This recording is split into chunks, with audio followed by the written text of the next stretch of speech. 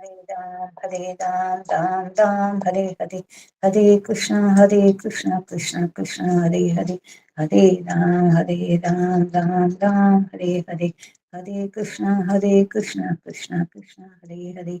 सद्गुरुनाथ महाराज की जय। गुरु ब्रह्मा गुरु विष्णु गुरुदेवो महेश्वरः, गुरु साक्षात् परब्रह्म तस्मै श्री गुरुवे नमः। सद्गुरुनाथ महाराज की जय। हमने पिछले भाग में देखा, हम सुंदरकांड का अभ्यास कर रहे हैं और हमने पिछले भाग में देखा कि विभीषण रावण को बहुत समझाता है, वो नहीं समझता। तब विभीषण रावण रूपी मोह, मेघनाथ रूपी काम और कुंभकर्ण रूपी अहंकार का त्याग करके चार मंत्रियों की यानी यानी अपनी वृत्ति, चार मंत्रियों के साथ में यानी अपनी चार वृत्ति को साथ में लेके वो निकला है। यानी चार वृत्ति क्या है? तो मन, बुद्धि, चित्त, अहंकार। और शास्त्र कहता है चैतन्याकडे वृत्ति फिरवणे या नाव भक्ति, यानी अब इसकी वृत्ति भगवान की तरफ फिर गई है, इसलिए ये असली भक्ति को प्राप्त हुआ है और भगवान के पास में गया है। और रावण की सभा अब कालवश हो गई है, ऐसा हमने देखा। जब विभीषण ने रावण की सभा का त्याग दिया तो वो कालवश हो गई, यानी जो एक तो संत की वाणी है इसलिए वो सही तो होना ही था, और दूसरा ये विभीषण रूपी जीव लंका रूपी देह से निकला तो लंका कालवश हो गई, यानी उसका मरण नक्की है। अब देह से जब जीव निकलता है तो काल तो होता ही है, वैसे ही विभीषण निकला है, जीव रूपी विभीषण निकल गया, रावण के विमुख होकर भगवान के सन्मुख हुआ। ये उसने कर, फिर कहते हैं करत मनोरथ बहु मन माही, यानी मन रूपी रथ में सवार हो गया। मन रूपी रथ बहुत तेज चलता है, यानी मनोरथ करने लगा। भगवान की कल्पना में यानी भगवान की चिंतन में बहुत शक्ति होती है, इसलिए श्री गुरु संत सब कहते हैं कि भगवान के चिंतन में रहो, संतों के संग में रहो, शास्त्र के संग में रहो, यानी उनके चिंता में रहो। और चिंतने चिंतने तद्रुपता, यानी उनके साथ में एक रूपता हो जाती है। ये नियम यहाँ इसके साथ में लागू हुआ, यानी भगवान के को चित्त में लेके निकला है और उसका मन तो पहले ही भगवान के चरणों में पहुंच गया, और उस जिससे कोई अड़चन ना आके वो भगवान के साथ में सीधा पहुंच गया। और सुग्रीव बीच में आया, रोका सुग्रीव ने, और भगवान को बोलने गया कि रावण का भाई आया है, तो भगवान ने भी ये अड़चन दूर कर डाली, सुग्रीव को समझाया कि कोई बात नहीं, उसको लेके आ। और ये अड़चन जो आई थी वो भी भगवान ने खुद ने निकाली, यानी जब हम भगवान के चिंतन में लग जाते हैं और प्रारब्ध से कोई अड़चन आती है तो भगवान उसको निकाल देते हैं। ये इतना महत्व की बात है, इसलिए भगवान के चिंतन में रहना, भगवान के नाम स्मरण में रहना बहुत जरूरी है, ऐसे शास्त्र कहता है।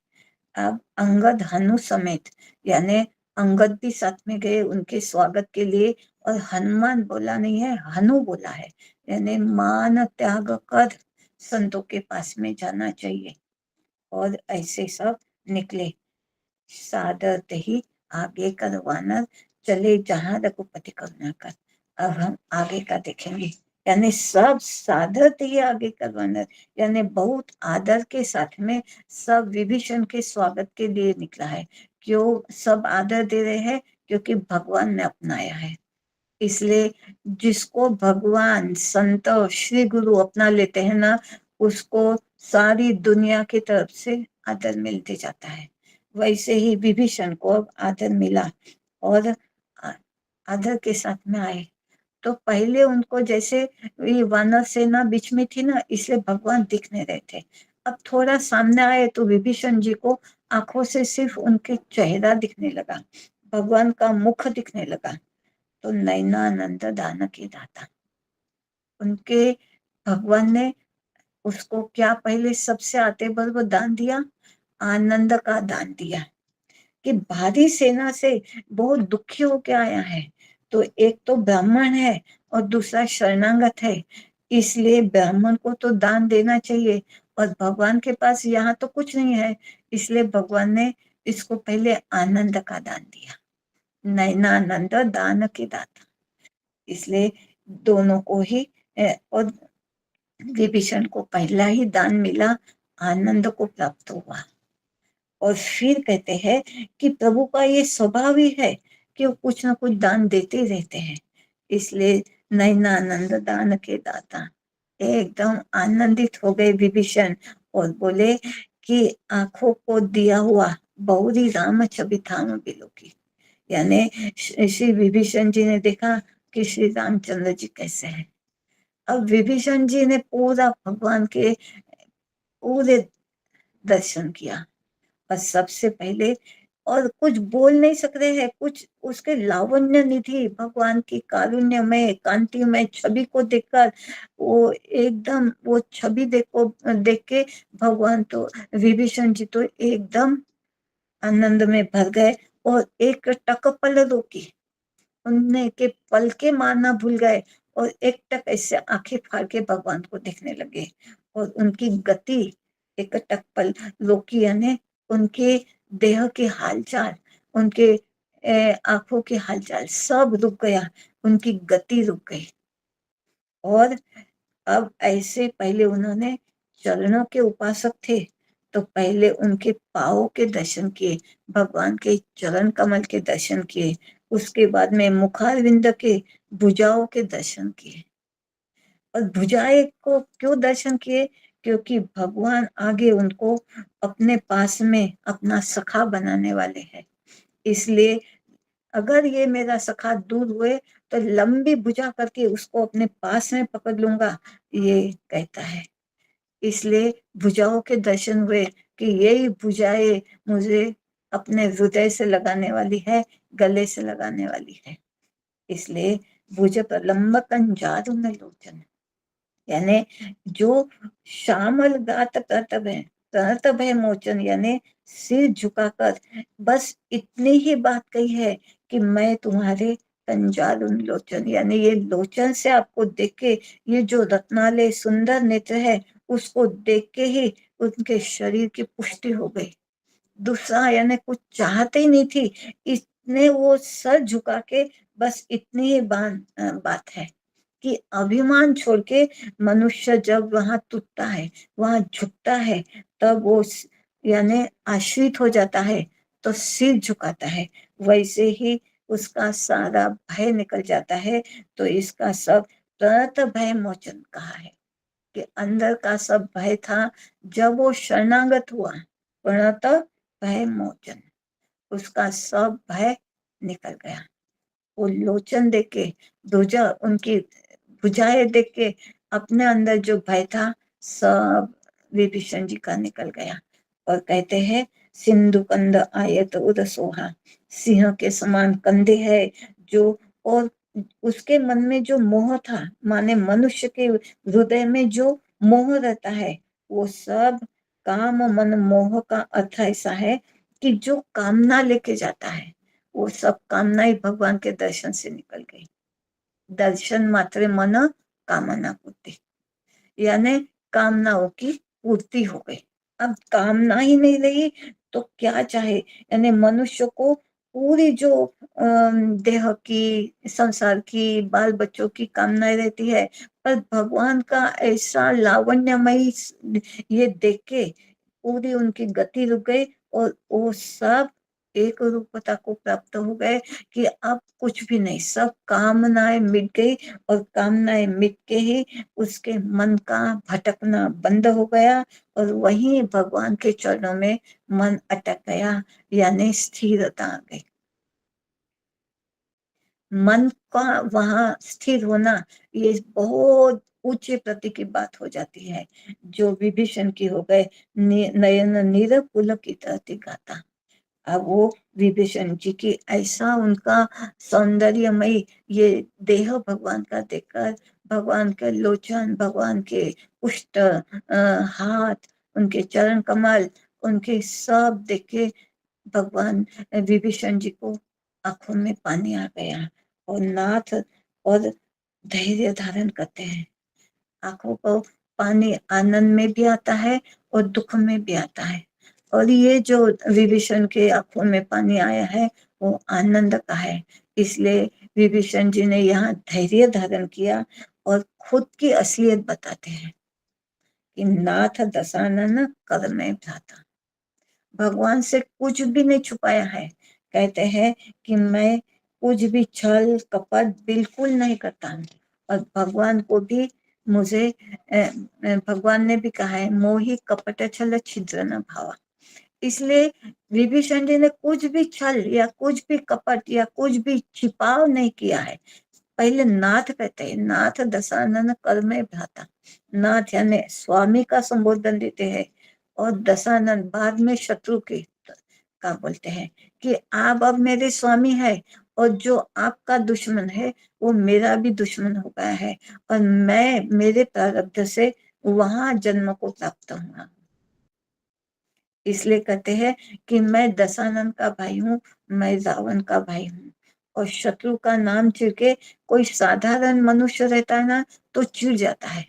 जैसे उधर रावण चिढ़ गया था कि राम के गुण गाए, राम के बारे में बताते ही रावण चिढ़ गया था। और यहाँ दशानन बोलते बोलते भगवान को कोई चिढ़ नहीं आई, कोई तकलीफ नहीं हुई।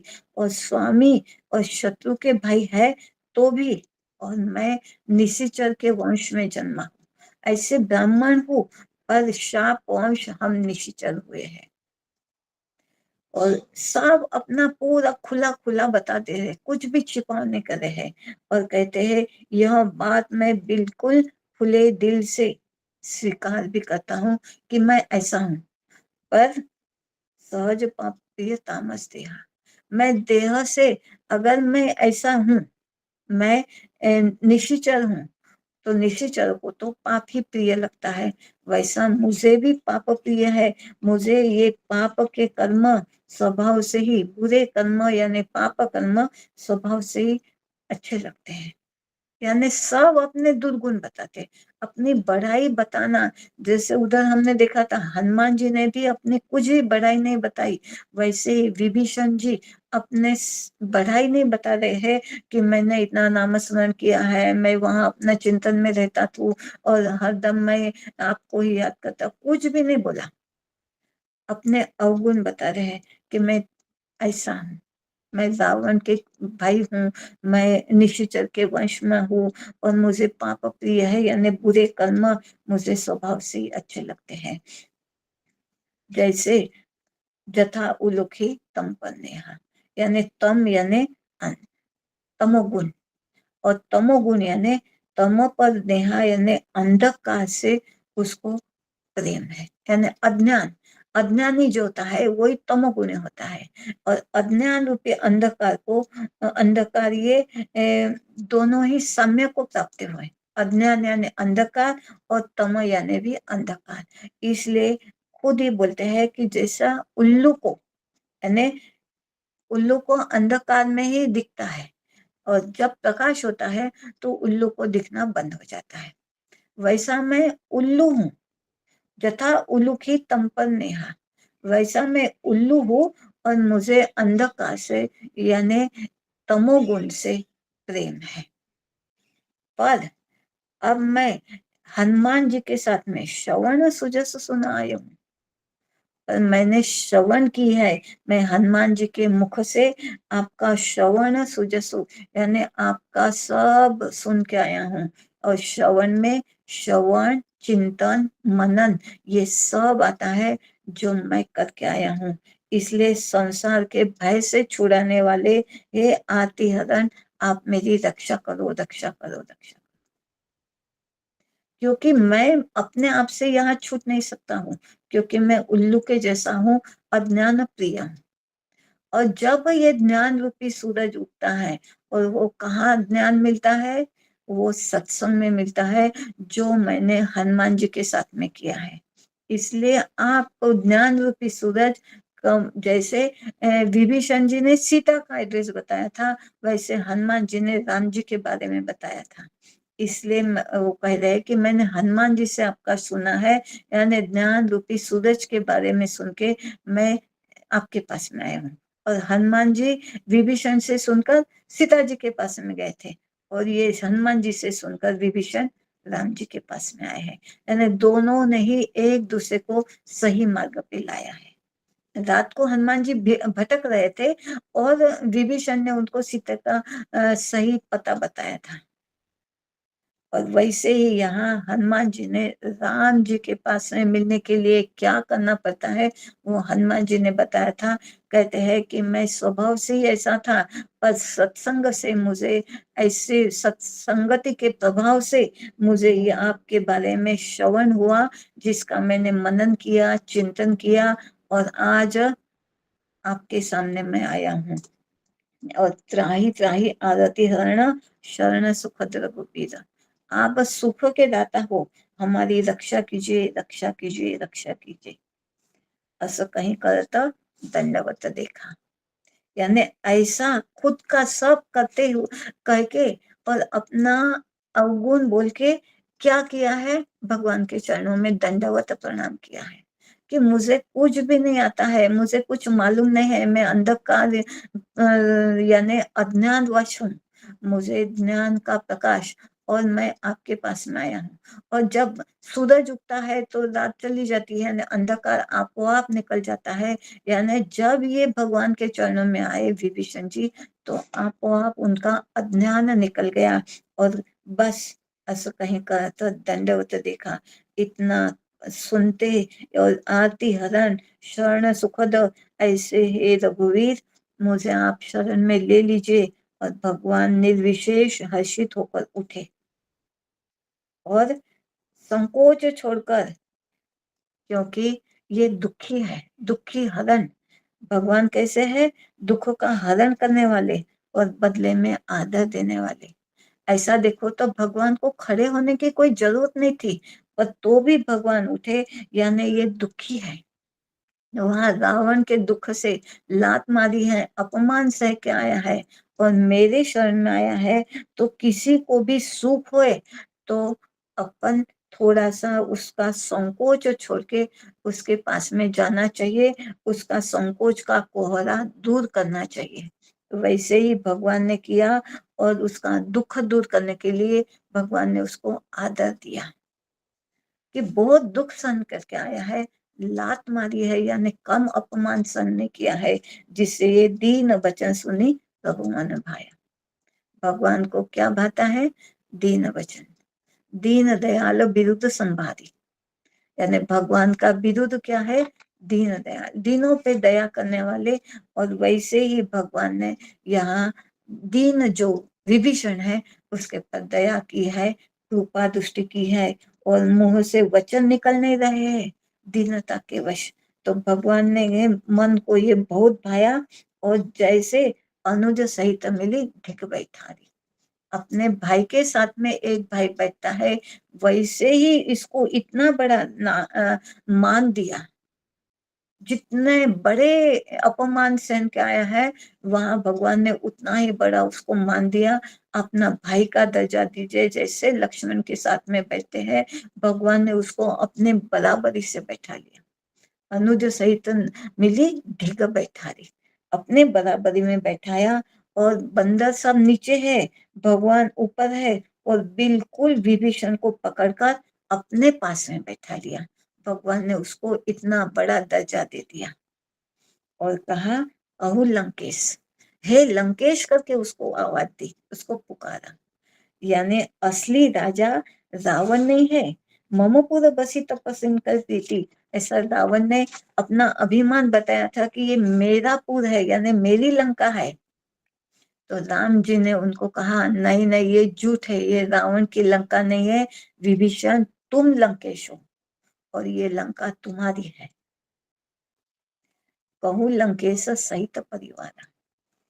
यानी जब हम एक तो पहले लंकेश कह के बहुत बड़ा मान दिया, लंका का मालिक बना दिया, और अपने घर परिवार के मोह ममता ये छोड़ के आया था, इसलिए भगवान को उनकी चिंता लग गई।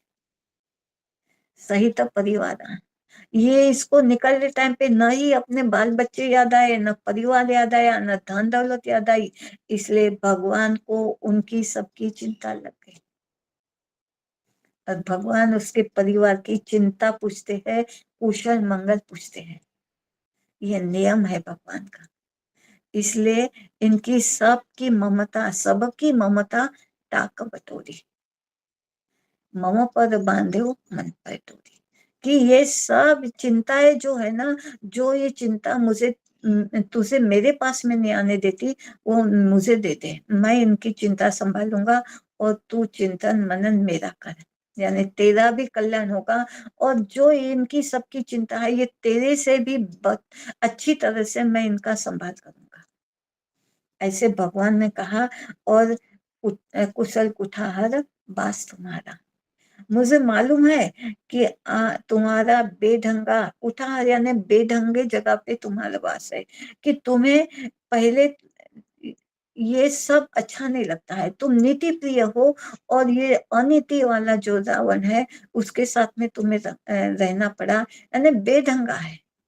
और यहाँ रहना, यानी सखा धर्म निभु हे के भांति, तुम्हारा धर्म वहां कैसे निभा, यानी भगवान को क्या प्रिय है, धर्म प्रिय है।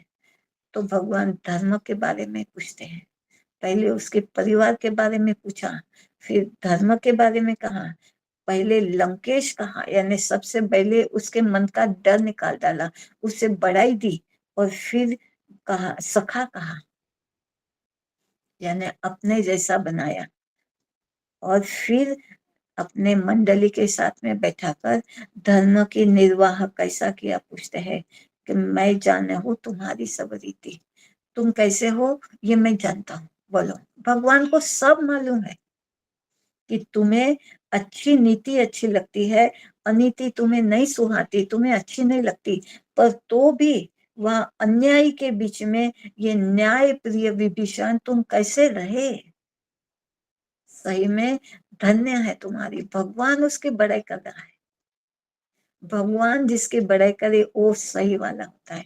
अपने मुंह से अपनी बड़ाई जो नहीं करता है, उसकी बड़ाई भगवान करते हैं, और ये ही राम जी उसकी बड़ाई कर रहे हैं। और फिर कहते हैं बरुबल बास नरक का ताता, भगवान यहाँ थोड़ी नीति बताते हैं कि नरक में रहना, हे मित्र सचमुच ही नरक में रहना अच्छा है, पर विधाता ये दुष्ट का संग नहीं करे, कभी ही दुष्ट विचारों में न रहे। दुष्ट आदमी यानी दुष्ट विचारों के संग में नहीं रहे। सहवास और संग दोनों अलग अलग है। सहवास से कैसे, यानी देह के साथ में रहना, देह को उसके बीच में रखना, यानी सहवास, और वो विचारों में दुष्टों के विचार, दुष्ट विचार करना, यानी संग हुआ। और तुम उनके सहवास में थे, पर दुष्टों के विचार तुम्हारे में नहीं थे, इसलिए तुम श्रेष्ठ हो। कि जो अपने घर में, अपने मन में, अपने पास पड़ोसी के लोगों में यानी दुष्टता फैलाए, यानी दुष्ट विचार फैलाए, वो दुष्ट। ऐसे दुष्टों के संग में रहना बहुत खराब बात है, नरक से भी ज्यादा खराब। यानी ये सही में नरक, नरक यानी क्या, कि दुष्ट यानी दुष्ट विचार वाले आदमी के साथ में रहना, और जो ऐसे विचार फैलाता है वो दुष्ट। और वैसे विचारों वालों के साथ में रहना यानी नरक में रहना हो गया है। अब पद देखी तब विभीषण बोलते हैं कि अब पद देखी कुशल रघुराया। अब वो जो हो गया सो हो गया, उसको छोड़ दो, उसका अब बात भी मत निकालो, उसका कोई विषय मत निकालो। अब मैं सुखी हूं ना, कि आपके चरण कमल देख के, आपके चरणों के दर्शन करके अब मैं कुशल हूँ, अब मेरा सब अच्छा है।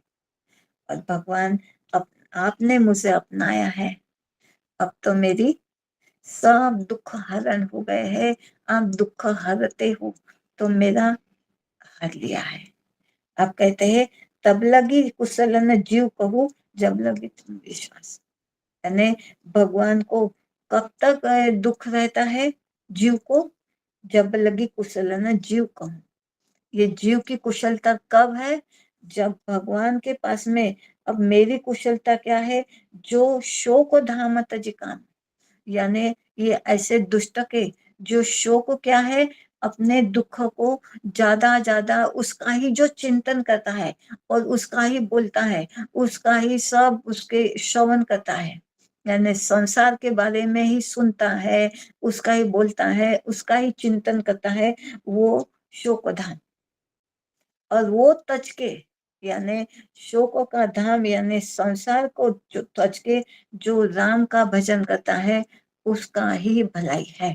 यानी संसार को, संसार में देह को रखना है, पर देह के संग में संसार के नहीं रहना है, यानी उनके विचार में, उनके चिंतन में, उनके मनन में उनके नहीं रहना है। भजन भगवान का करना है। ऐसा जो करता है वो शोक धाम से निकलकर ज्ञान धाम में, यानी भगवान के धाम में आ जाता है।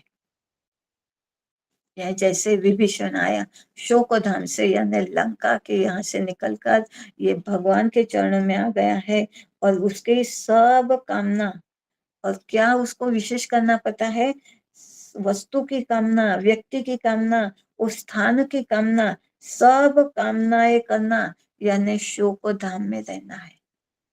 और वो संसार में सब होता है कि ये चाहिए, ये चाहिए, हर एक वस्तु चाहिए, और अपने परिवार के लिए चाहिए, व्यक्तियों के लिए चाहिए, स्थान चाहिए, ये सब को छोड़ के जो आता है उसको भगवान अपनाते हैं। फिर वो सपने में भी, जो ऐसे शोकोधाम में रहता है ना, उसको स्वप्न में भी विश्राम नहीं मिलता, यानी शांति, समाधान, तृप्ति नहीं मिलती। और जो इसको तज देता है, जैसे विभीषण ने तज दिया है, उसको सब मिलता है, यानी भगवान मिलते हैं, शांति, समाधान, तृप्ति मिलती। और अहो भाग्यमम अमितति राम कृपा सुख पुंज, कि मेरा अहो भाग्य है कि आप मुझे मिले, देखो नयन विरंची श्रेय सेव्य जुगल पतकंज, कि देव भी इसको नहीं दे सकते जो मैं देख रहा हूँ, आपके दर्शन कर रहा हूँ। तब लगे हृदय बसत खलनाना, जब तक हृदय में ये भगवान बसते हैं, ये लोभ मोह मद मत्सर बसता है ना, तब तक मान आदि नाना विकार हृदय में बसते हैं, तब तक भगवान नहीं मिल सकते हैं। यानी तब लगी हृदय बसत खल नाना, लोभ मोह मत्सर मद माना। अहो भाग्य कब होता है, जब इसको सबको छोड़े, और विभीषण ये सब छोड़ के आया है। इसलिए कहते हैं, पहले अपनी नीति विभीषण कहते हैं कि मैं क्या है भगवान। संतों को सब मालूम होता है कि ये आप मुझे क्यों दुखी कौन होता है, और आप कब मिलते हैं, ये बातें विभीषण जी बता रहे हैं। और कहते हैं तब लगी हृदय बसत खल नाना, ये खल किसको कहा है, लोभ मोह मत्सर आदि ये नाना खल जब हृदय में निवास करते हैं, और ममता तरुण तमी अंधियारी, यानी ये ममता जो है ये संसार में राग द्वेष ये सब निर्माण करती है, अपने आप में तैयार होता है, और वो उल्लू के होते हैं। पहले अपने आप को उल्लू बताया है, तो उल्लू के माने वो अंधे होते हैं, उनको दिन में ये नहीं दिखता है, उनको रात में दिखता है, यानी ये उल्लू है। जो ऐसे अंधेरी इसमें जो पड़े रहते हैं, उनको दिन में दिखाई नहीं रहता है, यानी ज्ञान का उजाला उनके पास में नहीं रहता है, वो अज्ञान अंधकार में पड़ते हैं। वो ही यानी अपने काम में लगे रहते हैं, यानी कामनाओं में लगे रहते हैं। उनके लिए ये उल्लू रहते हैं, यानी कामना, यानी लोभ होता है, मोह होता है, मत्सर होता है, मद होता है, और इसमें ही वो लगे रहते हैं, यानी वो उल्लू।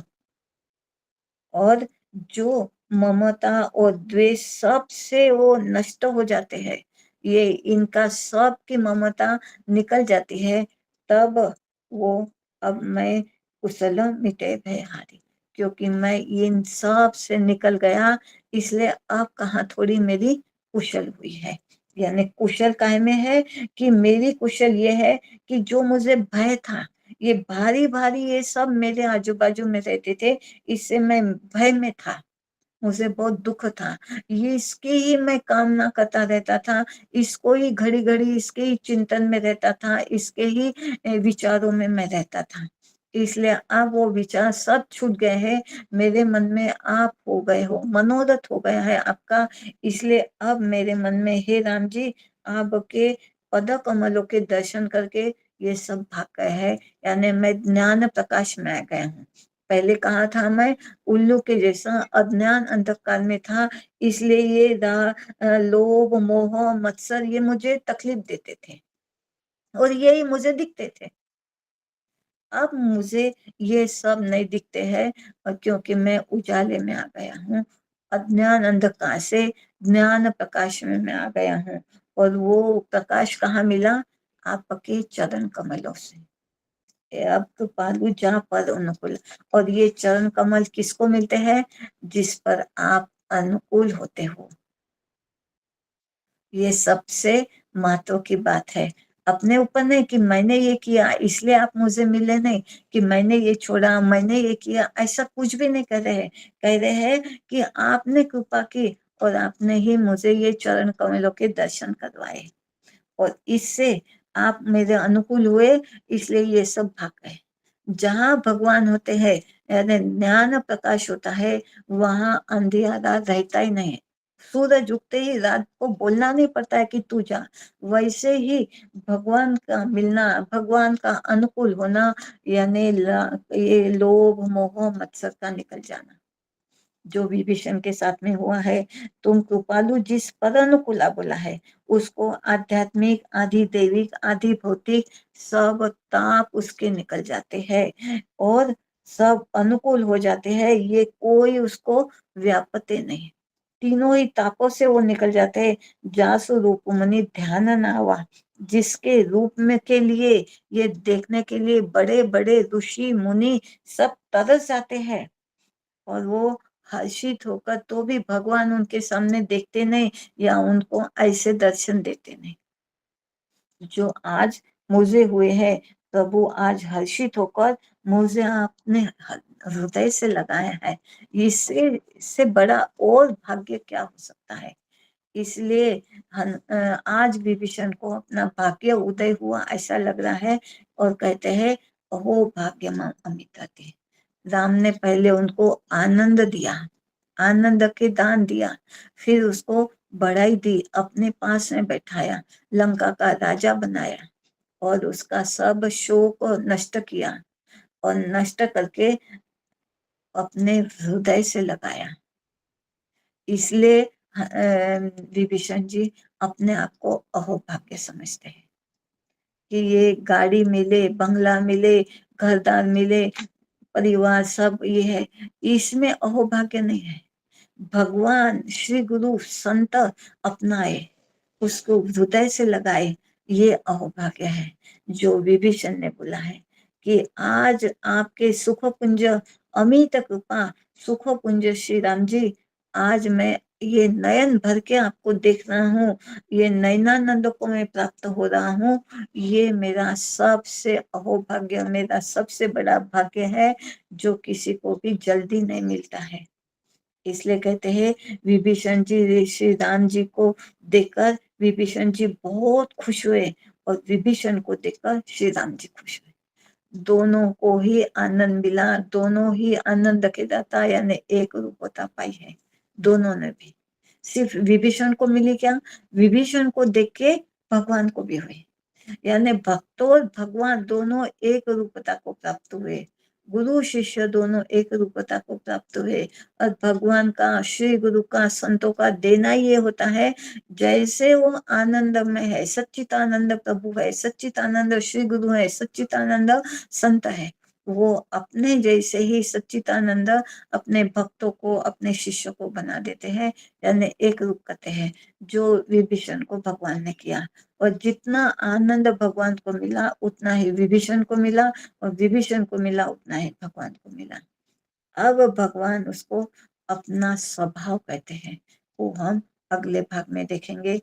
रुकते हैं। श्री राम जय जय राम।